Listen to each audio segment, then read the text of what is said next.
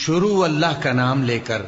جو بڑا مہربان نہایت رحم والا ہے۔ اے پیغمبر صلی اللہ علیہ وآلہ وسلم، لوگوں سے کہہ دو کہ میرے پاس وحی آئی ہے کہ جنوں کی ایک جماعت نے اس کتاب کو سنا تو کہنے لگے کہ ہم نے ایک عجیب قرآن سنا جو بھلائی کا رستہ بتاتا ہے، سو ہم اس پر ایمان لے آئے، اور ہم اپنے پروردگار کے ساتھ کسی کو شریک نہیں بنائیں گے، اور یہ کہ ہمارے پروردگار کی شان بہت بلند ہے، وہ نہ بیوی رکھتا ہے نہ اولاد، اور یہ کہ ہم میں سے کوئی بے وقوف اللہ کے بارے میں جھوٹ گھڑتا ہے، اور ہمارا یہ خیال تھا کہ انسان اور جن اللہ کی نسبت جھوٹ نہیں بولیں گے، اور یہ کہ بعض بنی آدم بعض جنات کی پناہ لیا کرتے تھے تو اس سے ان کی سرکشی اور بڑھ گئی تھی، اور یہ کہ ان کا بھی یہی اعتقاد تھا جس طرح تمہارا تھا کہ اللہ کسی کو نہیں زندہ کرے گا، اور یہ کہ ہم نے آسمان کو ٹٹولا تو اس کو مضبوط چوکیداروں اور انگاروں سے بھرا ہوا پایا، اور یہ کہ پہلے ہم وہاں بہت سے مقامات پر فرشتوں کی باتیں سننے کے لیے بیٹھا کرتے تھے، اب کوئی سننا چاہے تو اپنے لیے انگارہ تیار پاتا ہے، اور یہ کہ ہمیں معلوم نہیں کہ اس سے اہل زمین کے ساتھ برائی مقصود ہے یا ان کے پروردگار نے ان کی بھلائی کا ارادہ فرمایا ہے، اور یہ کہ ہم میں بعض نیک ہیں اور بعض دوسری طرح کے، ہمارے کئی طرح کے مذہب ہیں، اور یہ کہ ہم نے سمجھ لیا ہے کہ ہم زمین میں خواہ کہیں ہوں اللہ کو ہرا نہیں سکتے اور نہ بھاگ کر اس کو تھکا سکتے ہیں، اور جب ہم نے ہدایت کی کتاب سنی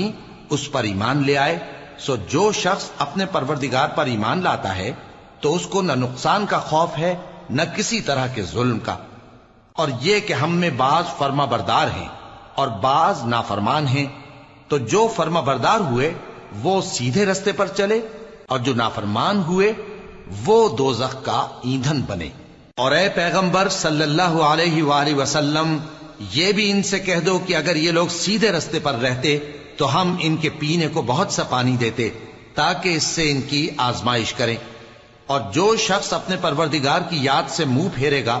وہ اس کو سخت عذاب میں داخل کرے گا، اور یہ کہ مسجدیں خاص اللہ کی ہیں تو اللہ کے ساتھ کسی اور کی عبادت نہ کرو، اور جب اللہ کے بندے یعنی یہ پیغمبر صلی اللہ علیہ وآلہ وسلم اس کی عبادت کو کھڑے ہوئے تو کافر ان کے گرد ہجوم کر لینے کو تھے۔ اے نبی صلی اللہ علیہ وآلہ وسلم، کہہ دو کہ میں تو اپنے پروردگار ہی کی عبادت کرتا ہوں اور کسی کو اس کا شریک نہیں بناتا، یہ بھی کہہ دو کہ میں تمہارے لیے نہ کسی نقصان کا اور نہ نفع کا کچھ اختیار رکھتا ہوں، یہ بھی کہہ دو کہ اللہ کے عذاب سے مجھے کوئی پناہ نہیں دے سکتا اور میں اس کے سوا کوئی جائے پناہ نہیں پاؤں گا، ہاں اللہ کی طرف سے احکام کا اور اس کے پیغاموں کا پہنچا دینا ہی میرے ذمہ ہے، اور جو شخص اللہ اور اس کے پیغمبر کی نافرمانی کرے گا تو ایسوں کے لیے جہنم کی آگ ہے،